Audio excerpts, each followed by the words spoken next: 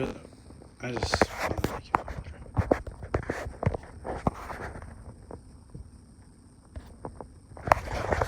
Hello, I'm Bobby Cinnamon. I'm here another talk back about King Charles. About his coronation and what else. We spoke about his coronation, but we're going to speak again about how he's going to lead and what's going to happen to him. Right now he's probably has a lot of statewide visits right now before his coronation starts. I have no idea where he may go or what he's going to do. He probably go to America right now, or he probably is going to head to Canada or the Middle East. He has to speak to a lot of delegates right now. A lot of times it's not easy being King Charles. But Camilla was the right queen for her. But I don't think. But a lot of times I always think way deep down, Princess Diana was the right person to lead our country, because she knew the ins and outs of the country. Even there were a lot of strict rules and protocols behind royalty. They're not allowed to speak about politics. They can speak of politics in their house, but never online or never outside of it. Well, sometimes there might be a reporter there, might be listening, but they're allowed to speak about it. I know King Charles is not allowed to talk about politics, but if he was going to speak about it, he wouldn't care. Even if he had to speak about it for 1 minute, I think he would say something. One thing I learned about King Charles is that he will never abdicate the throne for anybody. He will pass it down to his son, William. William is the rightful person to run the country after Charles's passing. I don't know how long he's going to live or how long he's going to keep going, but I think he still has some time left. He will probably outlive us all. He'll probably reach 100 if he's lucky, if he plays his cards right. His father lived at 99, and his mother lived all the way through 96. But they were good men. But I was kind of keep thinking about what's going to happen to him. Where is he going to go? What's he going to do? And how will he be remembered? But at least he knows that he has a lot of foot in the front door. He can go to the White House and speak to Joe Biden anytime he wants, or any president, because he's a royal member of the family. He's a delegate. He has diplomatic blood, so he can go any place he wants. Heck, he can even go to a movie studio he wants.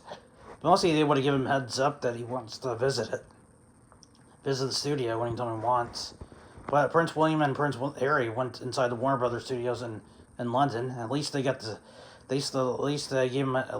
studio heads up about they were coming and taking a looking at it, want to visit. At least they did. Mostly for me, one thing about being a king is it's not just about sitting in a throne and making the tough decisions about what's best for the country. Also about helping the people they care about. For us, a lot of people don't look at London that much, but when you're royalty, you have to look at each side. William's seen each side of how bad the country is, the economy, everything. And that you should be speaking up about that. Politics or no politics about it. That's what King Charles wants to do. He is working really hard about the environment. He will speak about the environment every day. About how to fix the lands. Lands, recycling, everything, and lakes. How to save it. A lot of countries right now, we are doing everything we can to make the environment great. We're all recycling. We're all fixing things. But one thing in the environment I never liked is take short showers. Well, some of us have to take long showers, because we got a lot of stuff to rub off. But maybe once in a while we should take short showers, and we should recycle more. That's what King Charles will speak up about when he is king now. He is going to speak up about the environment, about the poor and destitute, or or the economy, I think William might speak up for it about that. He probably is as a royal advisor right now, or Harry. But sometimes I always kind of think William is a good king. He will be a good king someday. Mostly for him, he's the heir apparent, and so are children. Harry never cared for the throne. He never cared for the throne. He was the right person to do it. If I had a root for Prince Harry to be king, I think he would have done an amazing job. But that'd be up to him if he wants to do it. But I don't think he doesn't want it right now or any time, because William is the rightful heir and he should be the one taking over the throne after his father. Sometimes I always keep thinking about Charles, about how he's going to live, how he's going to handle things, or what he's going to do. He was, he may have been born and bred for it, but deep down he fought really hard to earn their trust. I know his father gave him a hard time a lot of times, but somewhere down the line, I think way deep down, his father would have been proud of him. He would have told them that you were the rightful king. I don't know what Queen Elizabeth's last words were, but if he did have, but one time I did wish that she told Charles that she was proud of him, and you are the right person to run the country. I think that's kind of one thing I kind of wish that she would have said to him. I wrote a tribute. I was here to speak up on my tribute to my father, sudarsan Chavala. He was a great guy. I already told him that he went to Ireland, that he interned in Ireland. Then he also interned in New York, and also worked his practice in St. Louis, and went to Leavenworth and had military experience working as a medical doctor there. Even he had a rank of major. They let him do that because since he has a medical degree and accredited since his medical license was in 1979. Lots of he was he was tough, but he was never afraid of anything. A lot of times he always kept his nose clean. He's been in a lot of cities. He's seen everything. He's been in Australia. He's been in United Kingdom. He's been in Russia. Heck, he even saw Graceland. Even he also went to San Francisco and Los Angeles.